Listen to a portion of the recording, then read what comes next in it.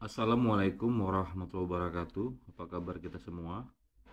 Mudah-mudahan dalam keadaan sehat dan tetap semangat dalam menjalankan aktivitas sehari-hari. Baik, bertemu kembali dalam video pembelajaran kita dan dalam perkuliahan kita pada video pembelajaran kali ini kita di pertemuan ketujuh dengan tema kebijakan perdagangan internasional dan organisasi dunia dalam mata kuliah bisnis internasional. Baik, sebagai pendahuluan ya, bahwa perdagangan internasional ibarat jembatan ekonomi dunia menghubungkan negara maju dan berkembang untuk saling bertukar kebutuhan.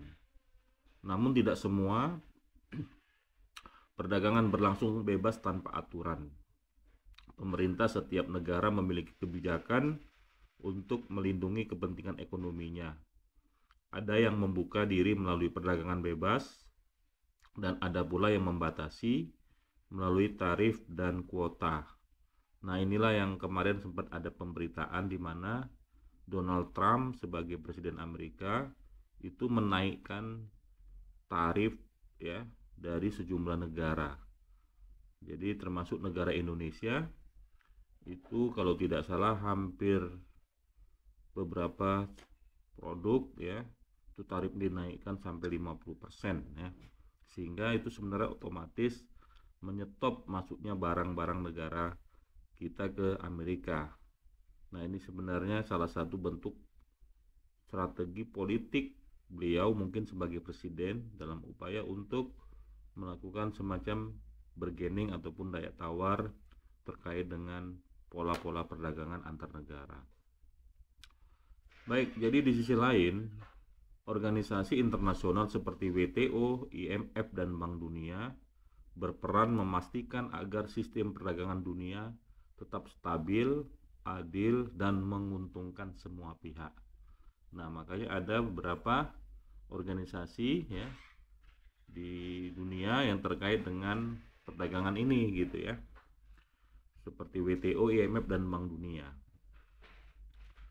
Baik, sekarang kita coba mulai pembahasannya di yang pertama itu tentang pengertian kebijakan perdagangan internasional.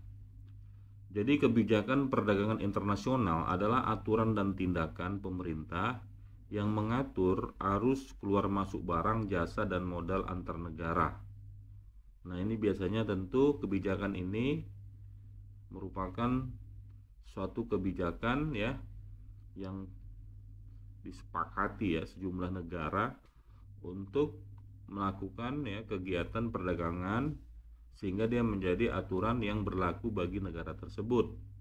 Nah, tujuannya bisa berbeda-beda, ada yang melindungi industri dalam negeri, ada pula yang mendorong ekspor untuk memperbesar devisa. Oke, jadi artinya gini, setiap negara ya itu punya cara untuk melindungi negaranya terhadap barang-barang yang masuk maupun barang-barang yang keluar. Nah, untuk itu dia membuat kebijakan. Ya, kebijakan ini tentu punya tujuan. Nah, tujuannya diantaranya adalah menjaga stabilitas ekonomi nasional, melindungi lapangan kerja domestik, ya, kemudian menyeimbangkan neraca perdagangan dan meningkatkan daya saing produk lokal. Nah, ada 4 ya. Jadi contohnya stabilitas ekonomi ini artinya jangan sampai kalau misalnya terlalu mempermudah barang-barang impor masuk sehingga otomatis barang-barang dalam negeri itu menjadi tidak terbeli karena bisa jadi barang impor mungkin harganya terlalu murah sehingga secara otomatis juga membuat ekonomi negara sulit untuk tumbuh karena produk-produk lokalnya tidak dibeli ataupun tidak adanya transaksi penjualan begitu. Nah, secara otomatis juga ini berdampak kepada yang kedua, lapangan pekerjaan. Jadi kalau misalnya produk-produk ekspor itu mati, maka secara otomatis juga berdampak terhadap lapangan pekerjaan karena kan tentunya produk lokal karyawannya atau pegawainya adalah orang-orang di sekitar itu juga begitu. Nah, ini juga menyeimbangkan neraca perdagangan ya antara posisi ekspor dan impor. Kemudian meningkatkan daya saing tadi tentu dengan membatasi produk-produk dari luar. Secara otomatis juga pemerintah mendorong agar pengusaha lokal juga bisa meningkatkan daya saing produknya. Bahkan nanti produk ini juga bisa diekspor ke negara-negara lain. Nah, sekarang kita masuk yang kedua, bentuk-bentuk kebijakan perdagangan internasional. Ada yang namanya 1 atau A, kebijakan proteksionisme ya. Ini kebijakan apa ini? Jadi kebijakan proteksionisme ini adalah upaya melindungi industri lokal dari persaingan asing ya. Misalnya tadi dengan cara meningkatkan ataupun menaikkan tarif biaya masuk. Jadi kalau tarifnya masuk, secara otomatis importir berpikir untuk membeli barang-barang tersebut karena tentu harganya menjadi mahal. Ya, karena ditambah dengan biaya masuknya, belum biaya angkutnya ataupun biaya transportasinya ya, kemudian asuransinya. Nah, itu semua akan dapat menyebabkan barang-barang dari luar itu tidak mudah masuk ke negara kita. Makanya juga ada tarif biaya masuk barang-barang mewah ya. Nah, itu juga upaya untuk meningkatkan pendapatan ekonomi negara kita. Nah, kemudian dibatasi atau dibuat kuota. Jadi tentu Dinas Perindustrian dan Perdagangan ya bekerja sama dengan pihak Bea Cukai itu tentu punya data ya terkait dengan barang-barang yang akan masuk ke negara kita. Maka ada kuota yang disediakan. Misal kita mau impor garam, nah itu dibatasi kuotanya, nggak lebih dari sekian ribu ton ya gitu ya, karena mungkin kebutuhan garam kita di negara kita mungkin kurang dari produksi yang ada, tapi tetap dibatasi agar pengusaha garam di Indonesia itu tidak mati. Kemudian subsidi ekspor, bantuan pemerintah agar produk lokal lebih kompetitif di luar negeri. Nah, ini sebenarnya kan pemerintah hari ini menggalakkan ekspor, tetapi bisa jadi mungkin pengusaha kita belum mampu menghasilkan produk-produk lokal yang berkualitas. Maka pemerintah berupaya memberikan subsidi agar UMKM atau pengusaha lokal kita bisa lebih menghasilkan produk yang bersaing begitu. Kemudian larangan impor. Nah, kalau larangan impor ini udah clear dan jelas. Jadi larangan impor ini gunanya melindungi sektor strategis seperti pangan ataupun industri nasional. Jadi benar-benar membuat kebijakan tidak membolehkan produk sejenis ini itu masuk ke Indonesia. Misal kalau pada tahun ini kita misalnya swasembada beras ya, misalnya beras kita cukup bagus produksinya di negara kita, maka pemerintah melalui keputusan Menteri Perindustrian dan Perdagangan ya, itu bisa saja menetapkan bahwa tahun ini tidak lagi ataupun dilarang melakukan kegiatan importasi beras begitu. Nah, ini tentu berkomunikasi dengan ini ya, dengan Kementerian Pertanian ya, untuk melihat data itu gitu. Baik, sekarang yang B, kebijakan perdagangan bebas ya. Jadi sebaliknya perdagangan bebas berarti menghapus hambatan-hambatan ya perdagangan antar negara. Ini tujuannya untuk apa? Ini tujuannya meningkatkan efisiensi secara global, mendorong persaingan sehat, dan kemudian memperluas pasar dan pilihan produk bagi konsumen. Contoh ya, di negara-negara kita, negara ASEAN ya, ada Indonesia, ada Singapura, ada Malaysia ya, ada Thailand, ada Vietnam, ada Myanmar ya, ada Timur Leste, itu memiliki perjanjian namanya AFTA, Free Trade Area. Ini memungkinkan negara-negara ASEAN memperdagangkan barang tanpa tarif bea masuk. Jadi negara-negara AFTA tadi ini, negara-negara ASEAN ini membuat perjanjian bersama namanya AFTA ya, singkatan dari ASEAN Free Trade Area. Nah, dengan AFTA ini, AFTA ini nanti ada formnya ya.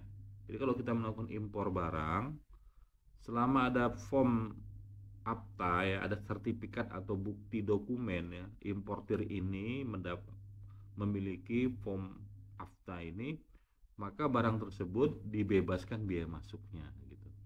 Nah ini apa? Untuk meningkatkan kerjasama yang lebih intensif antar sesama negara-negara ASEAN begitu, sehingga barang-barang dari sesama negara ASEAN ini dibebaskan biaya masuknya.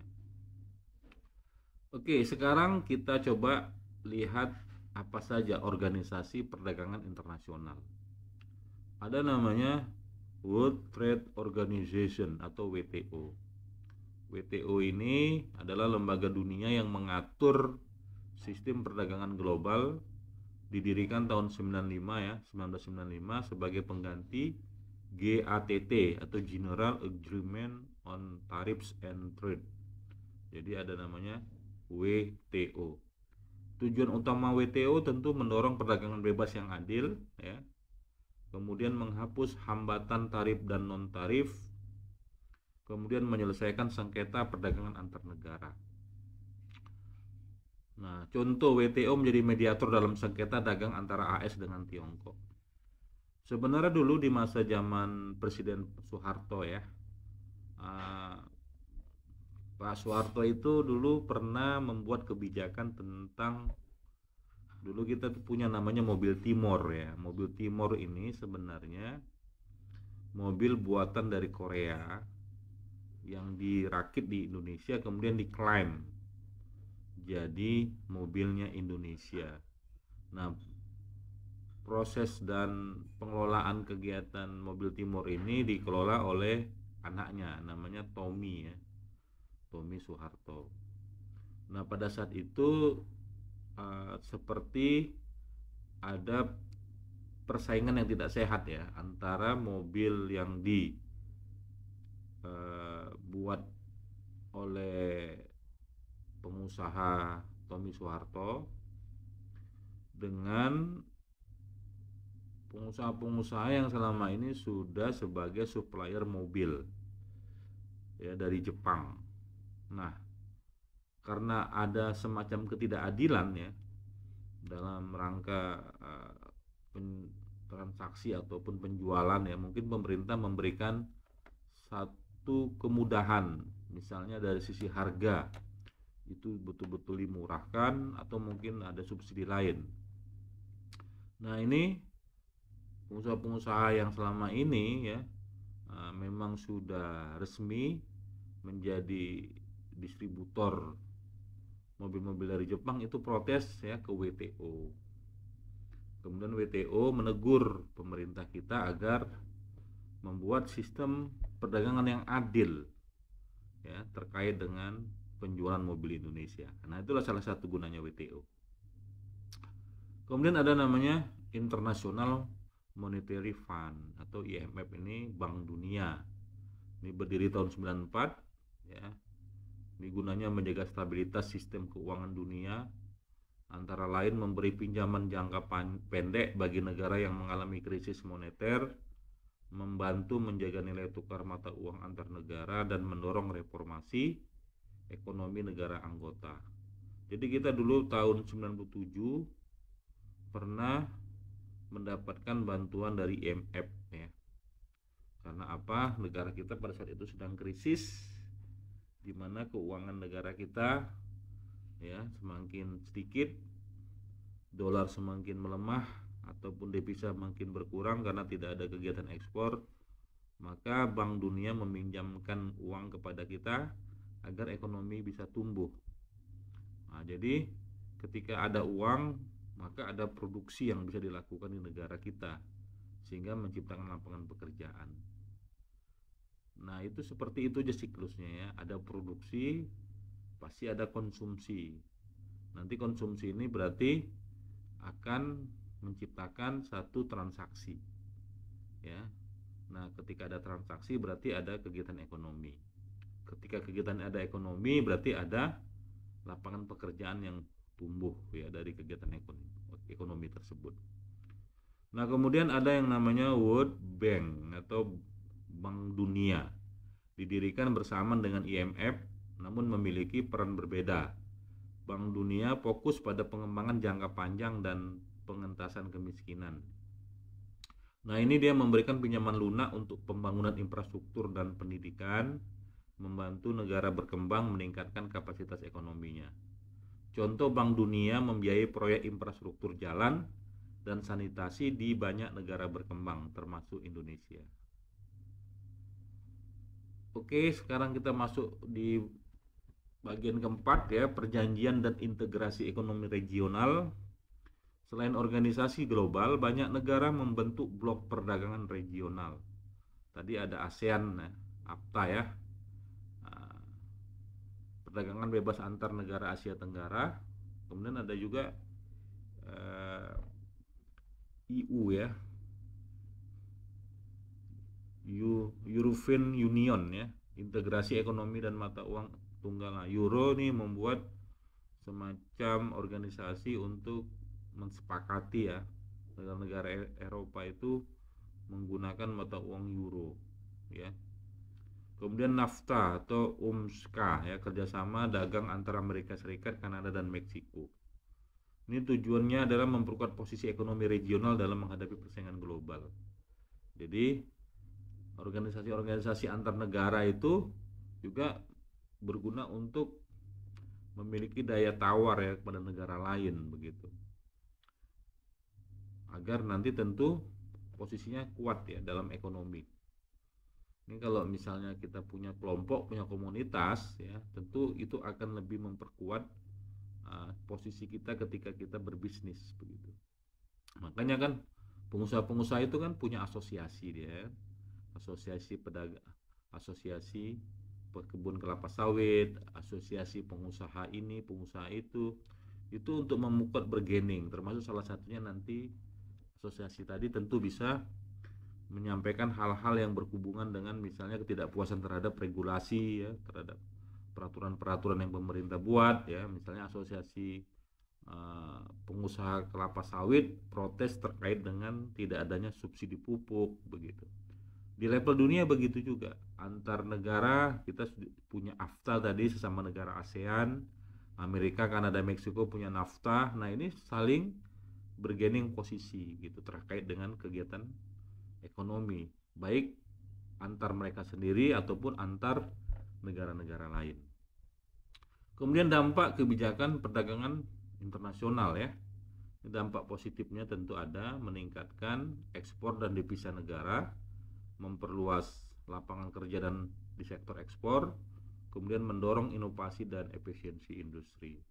Tetapi dampak negatifnya juga ada, persaingan ketat dapat melemahkan industri kecil dan ketergantungan pada pasar luar negeri. Jadi ini ya, dampak negatifnya ketika barang-barang impor masuk cukup deras sehingga pengusaha lokal menjadi kewalahan ya, di mana produksinya ataupun hasil-hasil kegiatan usahanya itu tidak lagi dibeli karena banyaknya barang dari luar yang harganya mungkin lebih murah. Nah, ini juga bisa menjadi ketimpangan antara negara maju dan negara berkembang. Baik, sebagai penutup ya, bahwa kebijakan perdagangan internasional bukan sekedar instrumen ekonomi, tapi juga alat diplomasi global. Nah, ini dia ya. Bukan sekedar instrumen ekonomi tapi juga diplomasi ya, antar negara. Negara yang cerdas bukan hanya membuka pasarnya tetapi juga melindungi sektor strategis sambil memperkuat daya saing. Kerjasama dengan organisasi internasional seperti WTO, IMF, dan Bank Dunia penting untuk memastikan perdagangan dunia berjalan adil, terbuka, dan berkelanjutan. Baik, inilah materi kita pada pertemuan ke-7. Mudah-mudahan bisa dipahami, dan setelah pertemuan ke-7 nanti kita akan ada pelaksanaan UTS ya. UTS kita pun nanti di soal itu sudah jelas petunjuknya. Mudah-mudahan juga bisa dijawab. Demikian ya materi kita, sekali lagi saya ucapkan terima kasih. Wassalamualaikum warahmatullahi wabarakatuh.